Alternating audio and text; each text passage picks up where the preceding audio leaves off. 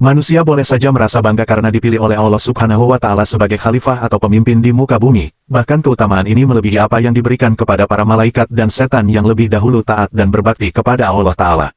Tapi apakah kalian sudah tahu, bahwa bumi pernah menolak kehadiran manusia untuk tinggal di atas tanahnya? Sebelum lanjut ke pembahasannya, bantu kami dengan cara subscribe, like, dan share, agar kami tetap terus semangat menyiarkan tentang Islam lebih dalam.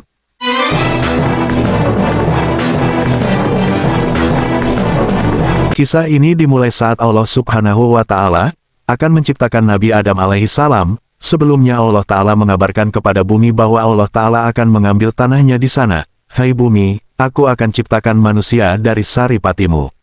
Sebagian mereka ada yang taat kepadaku dan sebagian lainnya durhaka kepadaku.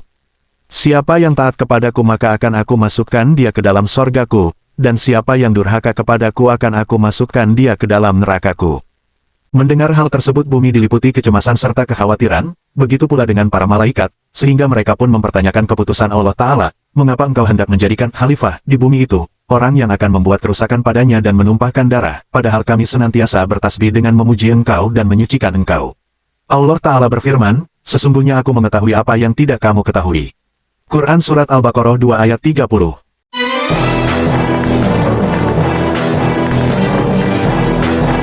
Allah Ta'ala memerintahkan malaikat Jibril untuk mengambil tanah dari bumi, namun bumi menolaknya. Bumi pun menangis dan bersumpah atas nama Allah Ta'ala bahwa ia tak sanggup menanggung beban manusia.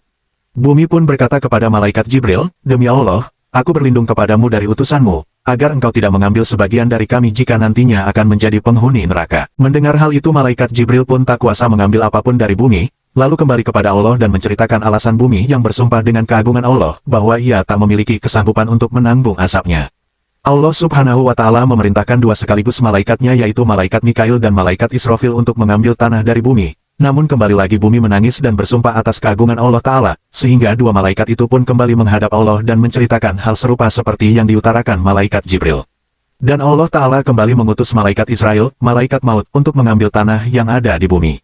Namun tidak seperti tiga malaikat yang diutus sebelumnya, malaikat Israel tidak memperdulikan bumi yang sudah bersumpah atas nama Allah untuk tidak mengambil tanahnya, hingga malaikat Israel pun memukul bumi dengan pedangnya, dan seketika bumi pun bergetar ketakutan. Akhirnya malaikat Israel pun mencabut segenggam tanah yang ada padanya, seraya berkata, aku takut menyalahi dan melanggar perintah Allah. Aku sama sekali tak akan melanggar perintah Tuhanku, walau dengan segala kerendahan dirimu.